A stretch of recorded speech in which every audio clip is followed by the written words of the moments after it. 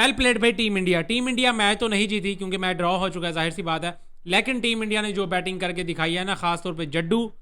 Washington सुंदर और भाई हमारा कप्तान शुभमन गिल और साथ साथ केएल राहुल भी, इन्होंने जो बैटिंग कर दी है ना यार, उसने मजबूर कर दिया बेन स्टोक्स जैसे बंदे को। वो जो बैस बॉल, और जी ड्रॉ तो हमने करना ही नहीं है ना भाई, हमने बैस बॉल चलानी है, हमने रिजल्ट्स पे जाना है।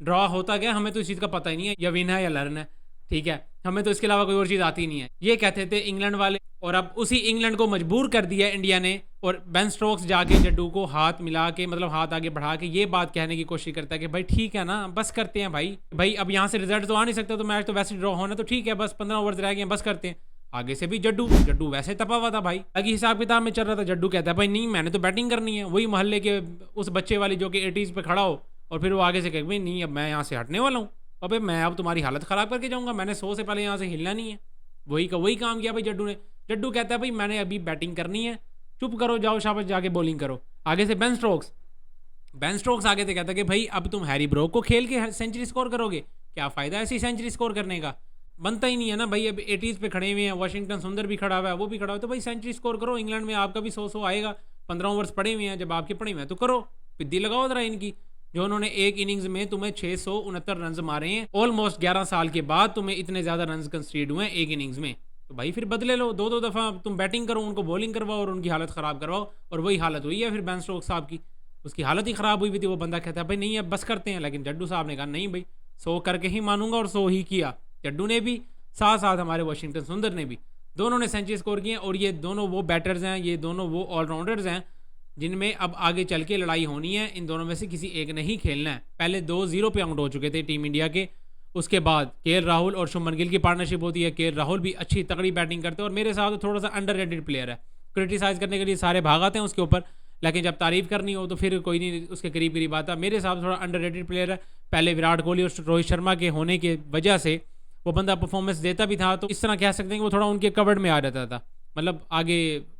कोहली और शर्मा की परफॉर्मेंस आ जाती थोड़ी सी तो सारे उस पर चढ़ जाते थे, ये बेचारा साइड पे रह जाता था। तो अब जब से कोहली और शर्मा दोनों रिटायर्ड हुए हैं, उसके बाद अब ज़रा ये ज़्यादा निखर के बाहर आ रहा है परफॉर्मेंस के हिसाब से भी, और अगर इसकी परफॉर्मेंस हो भी जाए तो इसकी तारीफ़ करने के लिए भी लोग बैठे हुए हैं, वरना तो इसको सिर्फ और सिर्फ क्रिटिसाइज़ करने के लिए बैठे होते थे, और जब तारीफ़ की बारी आती थी तब विराट कोहली और रोहित शर्मा हैं, उनकी तारीफ़ करेंगे हम, ये सीन होता था। तो भाई केएल राहुल के लिए भी वेल प्लेड, बहुत अच्छा। मैं कहता हूँ जिस तरह 0 पे 2 आउट हो चुके थे, उसके बाद कप्तान के साथ इस तरह की बारी खेल के एक अच्छी तगड़ी पार्टनरशिप करना, और इंग्लैंड को थोड़ा सा बताना कि भाई ऐसे नहीं होगा कि भाई तुम आओ हमें आउट करो और उसके बाद अपना चेज करके मैच जीत के एक साइड पे हो जाओ, मुश्किल होगा। यहाँ पे थोड़ा फाइट करना पड़ेगा आपको, थोड़ा नहीं बहुत ज़्यादा फाइट करना पड़ेगा। 90s पे जाके आउट हो जाता है केएल राहुल, और उसके बाद शुभमन गिल ऑब्वियसली 100 करके, वो बंदा भी नेक्स्ट लेवल कर रहा है यार। इस सीरीज़ में वो बंदा 700+ रन करके खड़ा हुआ है। पहले मैच में एक सेंचुरी स्कोर किया उस बंदे ने, दूसरे मैच में वो नहीं चला, दोनों ही इनिंग्स में नहीं चला, फिर तीसरे मैच में तो दोनों इनिंग्स में उसने मारा, एक में 250 मार दिया, एक में 160 मार दिया। फिर अगले मैच में, अब जो कि ये वाला मैच चल रहा है, इस मैच में भी वो बंदा अच्छी तगड़ी बारी खेल के खड़ा हुआ है। पहली इनिंग में उस तरह के रन नहीं हुए, लेकिन जब जब ये बंदा 20 क्रॉस किया, इस बंदे ने 100 ही किया सीधा, मतलब 20 क्रॉस कर लिया, फिर समझ लो 100 आ रहा है इस बंदे का। क्या ही तगड़ी किस्म की बैटिंग की है, अच्छी फुल क्लासिकल इनिंग्स। यहाँ पे थोड़ा सा मैं ज़रा इसमें वो चीज़ ऐड करूँगा, शुभमन गिल मेरा दोस्त, जब उसको क्रोली को जब हाथ पे बॉल लगा, तो जाहिर सी बात उसको गुस्सा तो उस चीज़ का था ना, जो वो 90 सेकंड्स लेट आए थे, वो उसने प्रेस कॉन्फ्रेंस में भी आके वो वाली बात की थी। फिर उसके हाथ पे भी बॉल लगा, थोड़ा सा बॉल लगा, और उसने जाहिर सी बात है, ये कंकशन टेस्ट तो होता है, वो बैटर या जिसको भी बॉल लगे बाहर से फिजियो को बुला सकता है, लेकिन शुभमन गिल को तो गुस्सा आया हुआ था कि भाई ये 90 सेकंड लेट आए हुए हैं और इधर से अब आगे ड्रामे शुरू कर रहे हैं, तो ये तो चढ़ गया था। इसने तो फिर ग्रोसम बॉल्स और पता नहीं क्या क्या बातें करके सुना दी थी उस टाइम। लेकिन जब आज की इनिंग में भाई साहब को बॉल लगा और फिर बेन स्टोक्स भी चल गया है, शुक्र है बेन स्टोक्स ने इतना कुछ कहा नहीं, लेकिन उस टाइम मेरे माइंड में तो यही चीज़ आई थी कि भाई अब कोई इसको बोले ना भाई, अब कोई इसको जाके बोले भाई ग्रोसम बॉल, जब ये भैंस की तुम हाथ पे लगी और लड़कियों की तरह आई आई आई करता दूसरी तरफ भाग गया, हेलमेट उतार के फेंक दिया भाई साहब ने हेलमेट उतार के फेंक दिया, और बॉल वैसे लगा था, देखने में भी लग रहा था कि बॉल बंदे को सही ठीक ठाक लग चुका हुआ है, लेकिन उस टाइम ऐसे दिल में आया है कि यार कोई जाके अब जरा इसको भी बोलना कि भाई ग्रोसम बॉल खेल रहा, इधर किधर भाग रहा है भाई, अब किधर तू लड़कियों की तरह हेलमेट उतारता हुआ ग्लव्स उतारता हुआ आई करता भाग रहे हैं, खेल अब कोई इस टाइम इसको भी कहता ना, ज़रा मज़ा आ रहा था। जिस तरह की टेस्ट सीरीज़ ये चल रही है ना, जिस तरह की मतलब बैटिंग बॉलिंग परफॉर्मेंस ये तो चल रही है, लेकिन साथ साथ ये जो लफ्ज़ों की गोलाबारी हो रही है ना, ये भी नहीं रुकनी चाहिए। टेस्ट मैच देखने का मज़ा इसी वजह से आता है, इसी तरह से ही आता है, और वहाँ पे मैंने ये चीज़ थोड़ी सी मिस की। बाकी कोई हेट वाला सीन नहीं है कि मैं कहता हूँ कि इंडिया के ऊपर चढ़ जाओ और इस तरह की, मैं तो कहता हूँ बस हमें एंटरटेनमेंट चाहिए, मतलब टेस्ट मैच तो अच्छा चल ही रहा है, दोनों टीम्स अच्छा खेल रही हैं, उधर से भी बैटिंग अच्छी हो रही है, उधर से बॉलिंग अच्छी हो रही है, फिर उधर से बॉलिंग अच्छी हो रही है, उधर से बैटिंग अच्छी हो रही है, मतलब दोनों तरफ से दोनों चीज़ें अच्छी देखने को मिल रही हैं।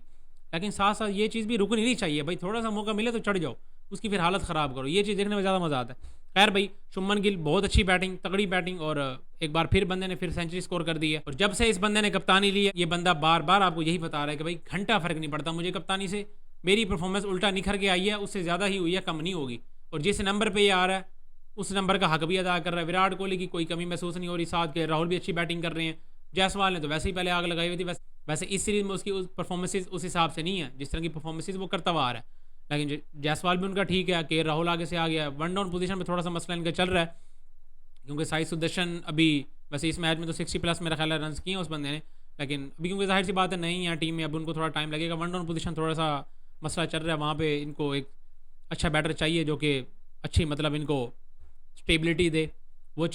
चीज़ थोड़ी सी मिस कर रही है। उसके बाद 2 डाउन पे तो शुभमन गिल आ रहे हैं, उसने तो कमी पूरी की हुई है ना विराट कोहली की। हमारे नीचे तो ऋषभ पंत, जड्डू और वाशिंगटन सुंदर, ये तो फिर आपके सामने है ना। जड्डू पे बात करें तो भाई जड्डू ने तो भाई सीधा सीधा कहा भी मैंने तो सेंचुरी स्कोर करी, और उस बंदे ने सेंचुरी ही स्कोर किया। और इस टेस्ट मैच में इंग्लैंड में वैसे उस बंदे का रिकॉर्ड बहुत अच्छा है, और इस टेस्ट सीरीज़ में अगर हिसाब लगाएं तो लगातार 4 50s के बाद आज बंदे ने 100 भी कर दी है। लेकिन भाई दोनों ने सेंचुरी स्कोर किया, और दोनों ने ही बताया कि हाँ नहीं मैच जितना तो छोड़ो, आउट करना भी इतना आसान नहीं है जो कि इंग्लैंड ने सोचा हुआ था। कल की वीडियो में मैंने यही बात की थी कि भाई इंडिया तो यहाँ पे ड्रॉ के अलावा कुछ कर ही नहीं सकता, इंडिया को सिर्फ और सिर्फ करना है सर्वाइव, और उन्होंने सर्वाइव किया, बेहतरीन तरीके से किया। इंग्लैंड को सिर्फ एक काम करना था कि भाई जितना हो सके जल्दी आउट करना था,